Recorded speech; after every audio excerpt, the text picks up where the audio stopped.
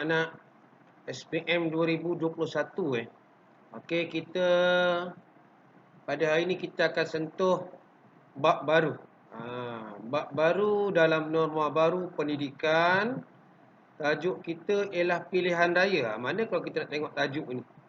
Sikit je tajuk ni macam bab 7 juga. Pada hari ini kalau ada kesempatan cikgu akan kongsi berkaitan dengan perkembangan pilihan raya ni. Ini hampir sama dengan tajuk tingkatan 5 bab 7. Baik.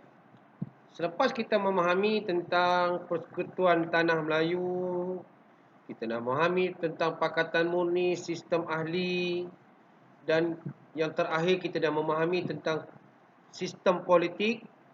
Hari ini kita nak sentuh berkaitan dengan perkembangan pilihan raya persekutuan. Okey. Kalau kita tengok pilihan raya kita ni, kalau ditanyalah pilihan raya ini apa? Sama macam buku teks tingkatan 5 juga. Dia ni nak memberi peluang kepada rakyat untuk memilih wakil membentuk kerajaan. Ingat kerajaan kita ni sama ada yang dipilih di parlimen untuk peringkat parlimen ataupun DUN. Okey, baik. Pada peringkat awal, ini pelajar boleh garis pada peringkat awal, kita ada 3. Jadi kalau soalan tanyalah kalau peringkat awal ada berapa kita punya peringkat ni? 1 ialah negeri. Negeri ni sebelum negeri kita ada bandaran. Cikgu tu tinggal bandaran dan persekutuan. Bermaksud di sini anak-anak kalau kita tanya soalan, soalan tanyalah ada berapa peringkat pilihan raya? Jadi pelajar boleh jawab di situ, kita ada 3 lah. Jawapannya 3 ni lah. Peringkat yang pertama ialah bandaran. Peringkat yang pertama ni, tak keluar Peringkat yang pertama ialah pilihan raya bandaran. Ini di sini. Yang kedua adalah negeri. Dan yang ketiga ialah persekutuan. Baik. Ada 3 di situ. Jadi kalau kita tengok para pelajar. Jadi pilihan raya kita ini. Ini adalah untuk memilih wakil rakyat. Okey, tengoklah contoh pilihan raya sini. Ini bandaran. Ini pilihan raya majlis bandaran. Kita nampak pilihan raya ini. Ada juga parti radikal Parti radikal kita dah belajar PKMM, Awas, itu parti radikal Parti buruh pun ada, menang juga UMNO 1. Ini pilihan raya Georgetown. Georgetown ni negeri Selat lah. Pilihan raya bandaran di Kuala Lumpur kita tengok dimenangi oleh perikatan lah itu gabungan daripada UMNO dan MCA. Okey. Kalau kita tengok di sini dalam kotak ini satu jawatan kuasa pilihan raya bagi majlis perundangan. Pada waktu ini dia ada jawatan kuasa.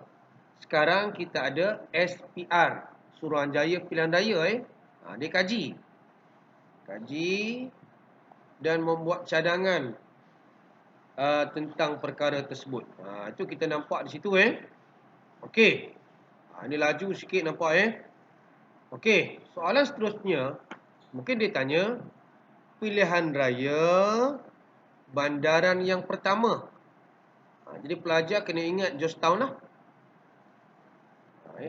Kita tengok itu pilihan raya yang pertama. Dia tak banyak pun boleh disoal dalam 2 muka surat ni Dan pilihan raya bandaran Kuala Lumpur yang kita belajar tadi, dia gabungan daripada UMNO dan MCA. Ini pada tahun 1951 dan 52. 55 sudah peringkat negeri dan persekutuan Baik. Pada peringkat 54, ini negeri. Peringkat negeri kita nampak pada waktu itu perikatan sudah ada UMNO dan MCA.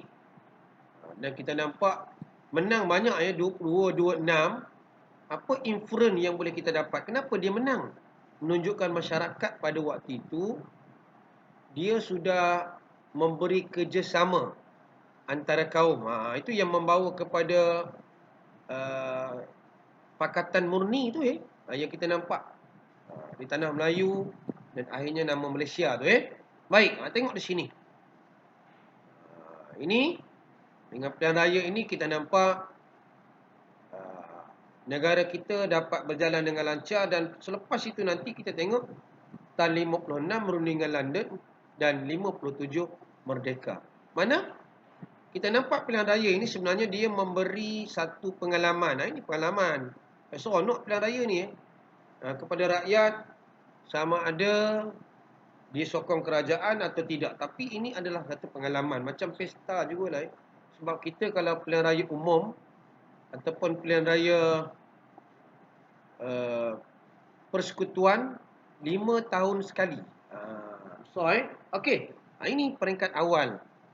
Kalau pelajar nak faham, pendek je cikgu. Ya, pendek. Kita belajar tentang pilihan raya bandaran, negeri dan persekutuan. Nanti baru kita masuk dalam 8.2 ni, pilihan raya persekutuan. Untuk ini kita belajar tentang pilihan raya bandaran dan negeri saja. Okey.